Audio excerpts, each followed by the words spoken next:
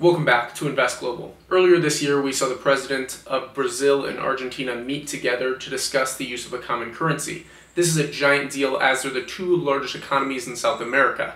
Throughout this video, I'll be explaining what exactly happened and what this means moving forward. Enjoy. So, as I discussed, these two presidents met to discuss the use of a common currency to push for more integration when it comes to the two economies, increasing trade flows, and reducing external factors. So it's very, very important to understand this trend is not new. We actually saw this previously this year. I discussed in a video very recently on Russia and Iran teaming up to issue a stablecoin backed by gold. Very interesting developments when you look at the East. But South America is a very interesting play and will be massive in this next decade. It's very, very important. I personally spent a lot of time here and spent significant time last year in both Brazil and Argentina looking at investment opportunities. Now, when you understand what is going on here, you can see that the US dollar is kind of shifting down. Its dominance in the euro-dollar system, its necessity in the petrodollar system is kind of cracking, and we're seeing other things rise to the top.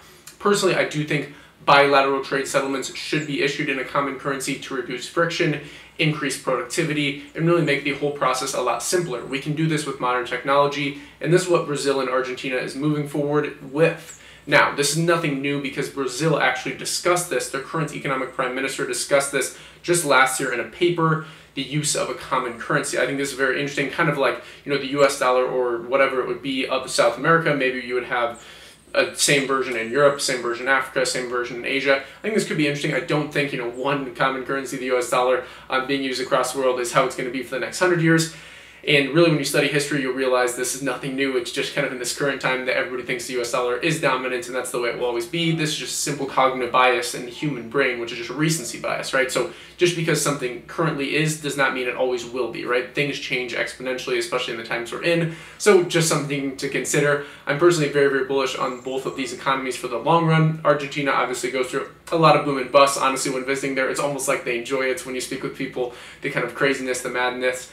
Brazil is kind of another story, very interesting on the export side. I'll be making videos on some coffee shortages, some food shortages, things, and how Brazil and Argentina and these other key players in South America really tie in. But that's pretty much all for this video. Just kind of wanted to break down some things, explain exactly what's going on, and really paint the picture of this narrative of a common currency, why it's important, and why I don't think this trend is going away. I think it's very interesting to kind of keep your eye on this. As I talked about in other videos, I have the global economic mind map, how I track everything going on in the world, how each thing interrelates to the others, kind of the macro matrix, if you will, of the entire world. So you can check out that video on the channel. Thank you very much for watching.